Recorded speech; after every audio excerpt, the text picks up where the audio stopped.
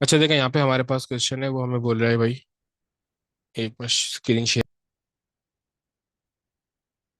अच्छा देखिए, वो बोले कि student is provided with a solution के which is aqueous sodium hydroxide NaOH. The student determines the concentration of K by titration.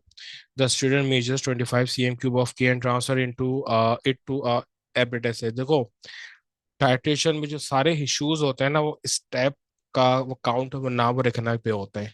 अगर आपने वो टाइट्रेशन बस वो पढ़ते गए, स्टेप्स जो उसने लिए उसका काउंट नहीं वो रखा गया, कब कौन सा वो स्टेप हुआ है, किस पॉइंट पे उसने कौन सी चीज ऐड करी है, तो आपको फिर काफी ज्यादा इश्यूज होंगे टाइट्रेशन के क्वेश्चन में, फिर आप नहीं वो कर पाओगे। ठीक है। अगर आपने काउंट नहीं रखा तो आपको जो है ना बहुत ज्यादा इश्यूज होंगे। ठीक है। तो ये बात ध्यान में रखनी है, अगर वो काउंट नहीं रखा तो इश्यूज होंगे। सही है। तो यहाँ पर आपने करना है कि आपने जो है ना काउंट को रखना है। ठीक है।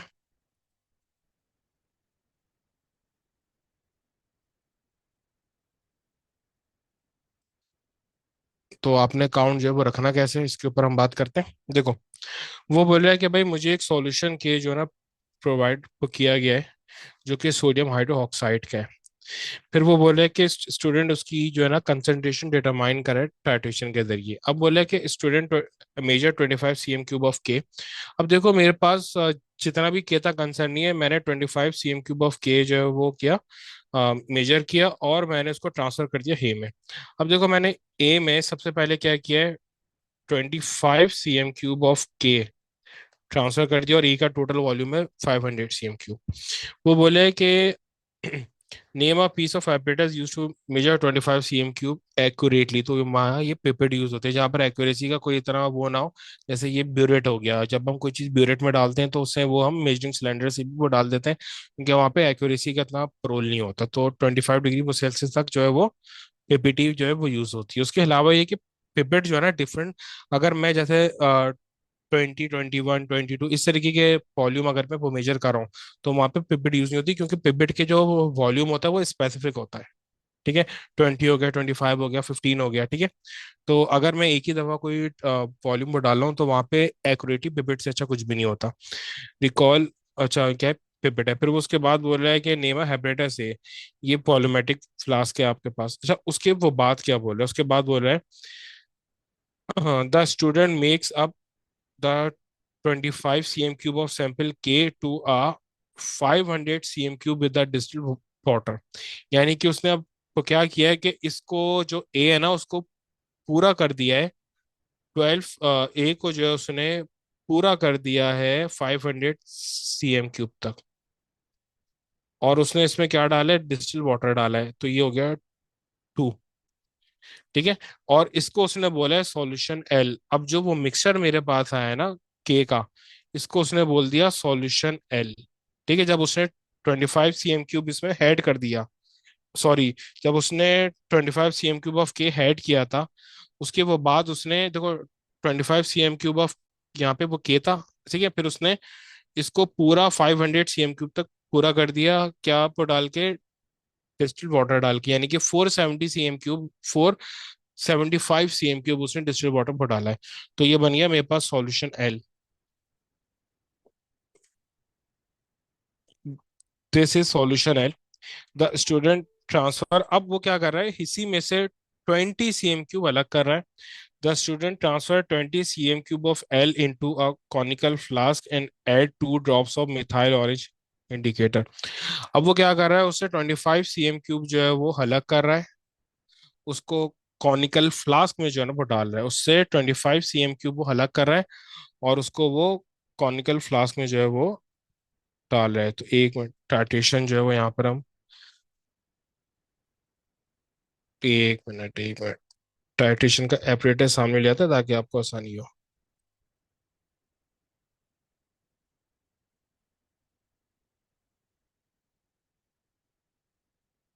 अच्छा देखो, अब वो यहाँ पे क्या कर रहा है, अब वो यहाँ पे जो मैंने यहाँ पे 500 cm क्यूब जो है सॉल्यूशन बनाया था एल, उससे वो 25 cm क्यूब अलग कर रहा है, और वो 25 cm क्यूब जो है ना वो इस वॉल्यूमेट्रिक फ्लास्क में ऐड कर रहा है। वो क्या कर रहा है, इस वॉल्यूमेट्रिक फ्लास्क में 25 cm क्यूब ऑफ एल जो है वो ऐड करा है, तो उसने 25 cm³ ऑफ एल यहाँ पर ऐड कर दिया।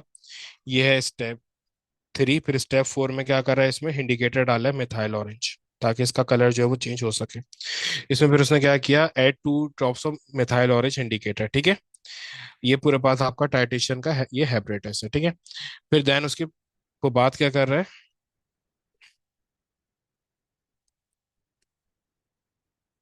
तो ये 25 cm³ ऑफ एल उसने यहाँ पे ये कॉनिकल फ्लास्क में जो ले लिया, ठीक है।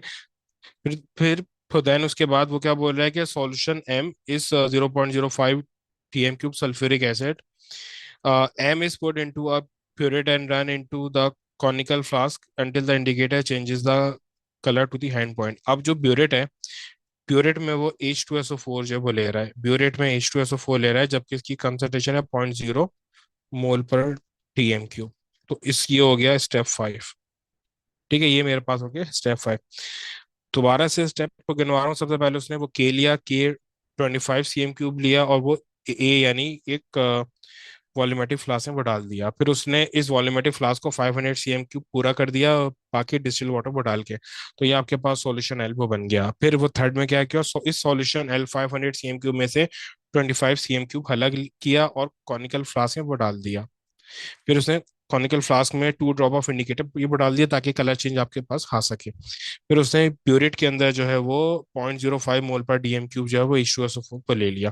फिर वो ड्रॉप बाय वो ड्रॉप जो है वो H2SO4 इसमें वो डालता गया, ताकि आपके पास वो कलर चेंज हो सके, ठीक है। तो जब वो आप NaOH में जब आप NaOH में H2SO4 जब वो डालोगे, तो ये आपके पास बन जाएगा Na2SO4। ये आपके पास क्या बन गया, Na2SO4 + H2O, ठीक है। तो जब Na2SO4 वो पूरा बन जाएगा, तो वो कलर पूरे का पूरा चेंज हो जाएगा, ठीक है। जब आप इसमें ड्रॉप बाय ड्रॉप H2SO4 जब वो डाल रहे होगे, तो आप साथ साथ शेक भी वो करते हुए जाओगे।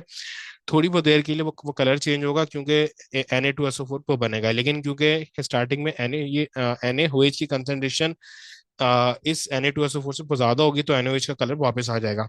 जब आप उसमें H2SO4 पर डालते जाओगे और शेक को करते हुए जाओगे, तो कलर चेंज होता जाएगा। एक टाइम ये ऐसा आएगा कि NaOH का कलर बिल्कुल ही वो चले जाएगा, और Na2SO4 का कलर जो है वो आ जाएगा, ये परमानेंटली आ जाएगा। फिर आप H2SO4 भी ऐड करना छोड़ दोगे, सही।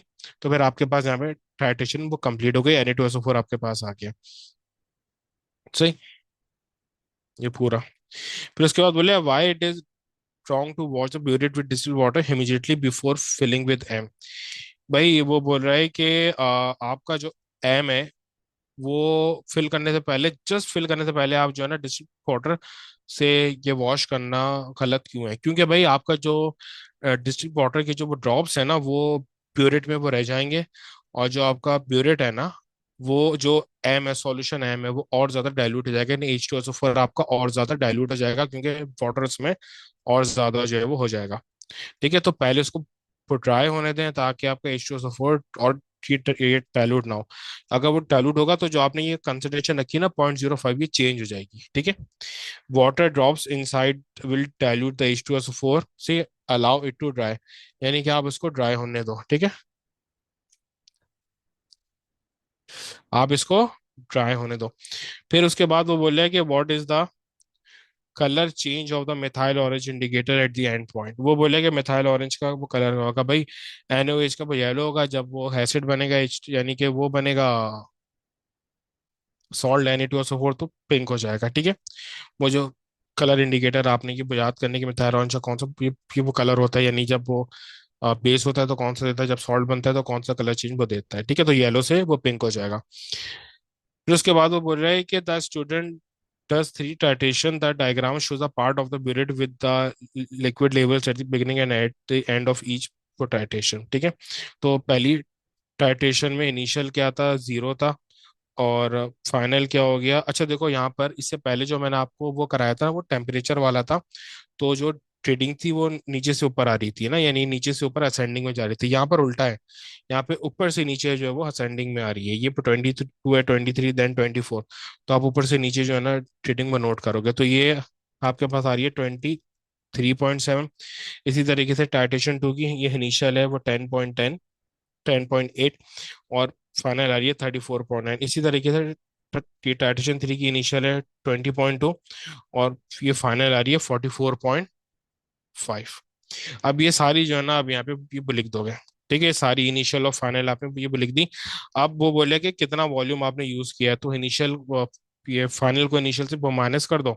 तो आपके साथ आएगा फाइनल माइनस इनिशियल, यानी 27.3, यानी 23.7 माइनस जीरो, तो ये जाएगा 23.7 ही आ गई। फिर 34.9 माइनस 10.8, तो ये 24 पॉइंट, ये बन जाएगी। फिर 44.5 माइनस 20.2, तो ये 24.3 हो जाएगी। अब उसके बाद वो बोल रहा है कि take the best titration result in the table, use the tick results to calculate the average volume। तो बेस्ट पैटिशन क्या है, जो रिजल्ट आसपास आ रहा हूँ, ये 23.7 आ रहा है, ये 24.1 आ रहा है, 24.3 आ रहा है, तो जो नियरेस्ट वैल्यू आ रही है वो ये आ रही है। तो इस पर आप टिक कर दोगे, और इसकी मीन या एवरेज की वैल्यू निकालनी है, तो आप क्या करोगे, इन दोनों वैल्यूज को आप ये हेड करोगे और 2 से डिवाइड कर दोगे, यानी कि 24.1 प्लस 24.3 डिवाइड बाई 2, तो 24.2 आपके पास जो है वो आंसर आ गया। फिर उसके बाद बोल रहा है कि सॉल्यूशन एम सॉल्यूशन एम इस, हमें ये ऊपर हमें ये पता था कि भाई इसकी जो सॉल्यूशन एम है सल्फ्यूरिक एसिड, उसकी कंसंट्रेशन कितनी है, 0.05 mole per dm cube. Calculate the number of moles of H2SO4 in the average volume of M use in this titration. Average volume का मतलब यानी कि ऊपर जो आपने एवरेज वॉल्यूम 24.2 ये कैलकुलेट किया है, ठीक है।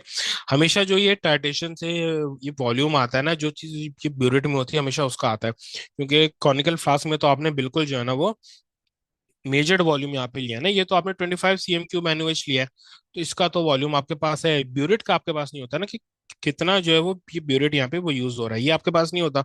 तो जो ये टाइट्रेशन का वॉल्यूम आता है वो ये आपके पास आता है, ठीक है। तो ये तो बहुत ही आसान है। बहुत आसान क्यों है, कंसंट्रेशन गिवन है, वॉल्यूम भी आपके पास है। तो C is equals to N/V, आपके पास कंसंट्रेशन का फॉर्मूला, नंबर ऑफ मोल्स निकालने, तो N × CV। C आपके पास कितना है, 0.05 अभी हमने देखा है, और वॉल्यूम है 24.2। लेकिन ये CM³ में, तो आपने TM³ में करना है, 1000 से डिवाइड कर देंगे तो कंसंट्रेशन आ जाएगी 0.001215 मोल पर डीएम, सॉरी ये आ गया मोल्स, मोल पर DM³ नहीं, आ गए मोल्स। ठीक है, इतने मोल्स आपके पास आ गए। ये आपके पास क्या आ गए, ये आपके पास आ गए मोल्स। अच्छा, फिर उसके तो बाद आप क्या करोगे, उसके बाद वो बोल रहा है, ये मैंने ऊपर करके वो दिखाया हुआ है कि dilute sulphuric acid react with sodium, ये हाइड्रोक्साइड। देखो सल्फ्यूरिक एसिड का वॉल्यूम आपके पास आ गया है, सॉरी मोल्स आपके पास आ गए। अब बोले dilute sulphuric acid react with NaOH as shown, calculate the number of moles of NaOH in 25 cm³ of L।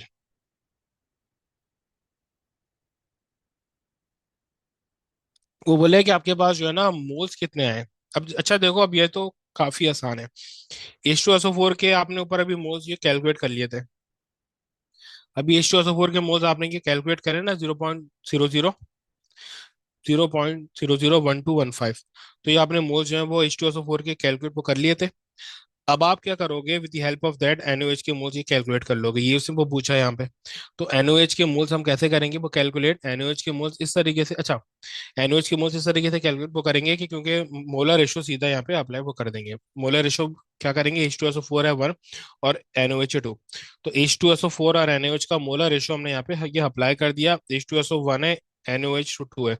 तो जब H2SO4 0.0012 फन होगा, तो बताओ NaOH वो कितना होगा। तो ये क्रॉस मल्टीप्लाई कर देंगे, तो आपके पास क्या आ गया, NaOH के वो मोल्स आ गए। NaOH के क्या आ गए, वो मोल्स आ गए। फिर उसके वो बाद बोला है calculate the number of moles of NaOH in 500 cm³ of L। अब देखो यहाँ पर जो आपने वो निकाला है ना, वो आपने 25 cm³ ऑफ एल के लिए वो निकाला है। जो ये जो था ना, ये जो ओरिजिनल सॉल्यूशन था 500 cm³ का, उससे आपने 25 cm³ ये हल कर लिया था। जो तो फिर अभी जो जितना भी H2SO4 की वो कैलकुलेशन वगैरह सब करिए, वो इस 25 cm³ के लिए है, जो आपने इस 500 cm³ से ये हल किया था। अगर आपको NaOH के मोल्स अभी जो निकाले वो 25 cm³ के लिए निकाले, अगर ये आपने 500 cm³ के लिए आपको चाहिए, तो आपको उसको 10 से जो है वो मल्टीप्लाई कर देना है, ठीक है। तो जब 25 cm³ NaOH था, यानी सॉल्यूशन एल था, तो इतने मोल्स आ रहे थे। तो बताओ कि जब 500 cm³ होगा तो कितने जो है वो मोल्स आएंगे। एक्स तो बोल दिया और क्रॉस मल्टीप्लाई कर दिया, तो आपके पास ये आंसर आ गया, इतने मोल्स आपके पास आ रहे हैं। सही, 0.0484। ठीक है, इतने मोल्स हमारे पास आ रहे हैं। ठीक है। अच्छा, फिर उसके बाद बोले calculate the number of moles, calculate the number of moles in of NaOH in 25 cm³ of के, वो सेम ही आएंगे। देखो जो आपके पास सॉल्यूशन एल में के मोल्स आए, जो NaOH के मोल्स आपके पास सॉल्यूशन एल में आए, वो कहाँ से आए?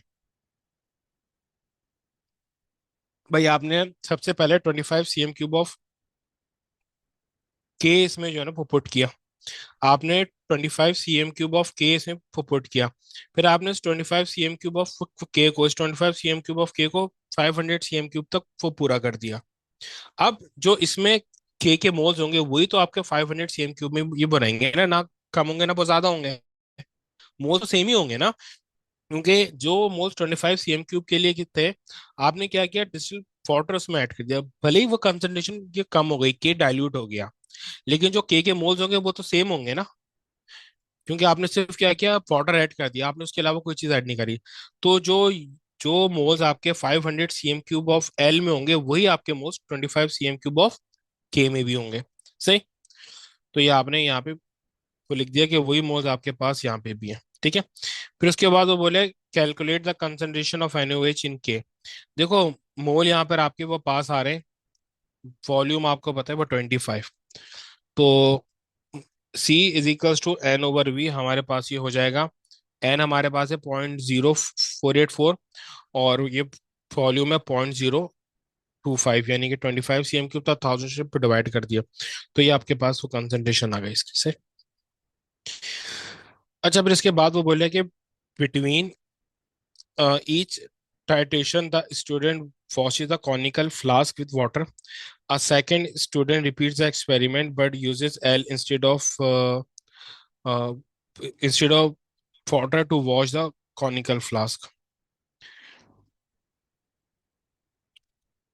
State and explain whether the second student titration volume of H2SO4 would be smaller, larger, unchanged as compared to the first student volume of dilute sulfuric acid.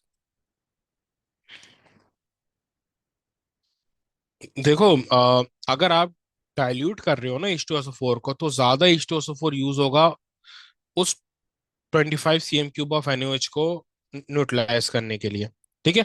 अगर आपने H2SO4 ब्यूरेट में dilute कर दिया, तो ज्यादा जो है ना वो H2SO4 यूज होगा NaOH को डाइल्यूट को करने के लिए। सी, सॉल्यूशन एल, अब इसको हमने ये लिखना है कैसे, 2 मार्क का है। Solution L has NaOH plus water. So if the conical flask is washed with L, there will be more Na। अच्छा, एक मिनट, सॉरी, वो कॉनिकल फ्लास्क की वो बात करें, सॉरी मैंने H2SO4 के सेंस में आपको वो बोल दिया कि ऊपर H2SO4 के सेंस में वो क्वेश्चन था। वो बोलिए कि अगर कॉनिकल फ्लास्क को जो सेकंड स्टूडेंट है, बोले between each titration the student watches the conical flask with water. जो सेकंड स्टूडेंट है वो कॉनिकल फ्लास्क से, जो कॉनिकल फ्लास्क है ना उसको वो ये वाटर से वॉश नहीं कर रहा, NaOH से जो है वॉश कर रहा है। तो जब वो NaOH से ये वॉश करेगा तो उसमें NaOH तो ज्यादा होगा, तो मेरे पास जो वॉल्यूम है सल्फ्यूरिक एसिड का वो ज्यादा वो यूज होगा, क्योंकि अब जो है ना वो डाइल्यूट नहीं है। मैं अगर वाटर से वॉश करूंगा तो जो कॉनिकल फ्लास्क है उसमें ये वाटर के ड्रॉप्स जो है वो रह जाएंगे, तो कॉनिकल फ्लास्क में जो NaOH है वो ये डाइल्यूट हो जाएगा। तो जब NaOH डाइल्यूट हो जाएगा तो ऊपर से मुझे H2SO4 जो है वो कम यूज होगा, क्योंकि NaOH जो है डाइल्यूट होगी, यानी NaOH की वो कंसंट्रेशन कम है, यानी मोल जो है वो कम है। अब इसी वो तरीके से, क्योंकि मैंने इसका एक फिक्स जो है ना ये वॉल्यूम लेना है वो 25 cm³, अगर मैं जो कॉनिकल फ्लास्क है उसको अगर मैं NaOH से यानी कि सॉल्यूशन एल से के वॉश करूंगा, तो उसकी जो है वो कंसंट्रेशन इंक्रीज होगी, वो ज्यादा जो है वो कंसंट्रेटेड होगा, तो H2SO4 भी ज्यादा जो है वो मुझे चाहिए होगा। Solution L has NaOH plus water, so if the conical flask is washed with L, so there will be more NaOH alkali in the flask. So more volume of dilute sulfuric acid, H2SO4 will be needed to neutralize. So it will be larger, वही जो बात मैंने आपको कही थी।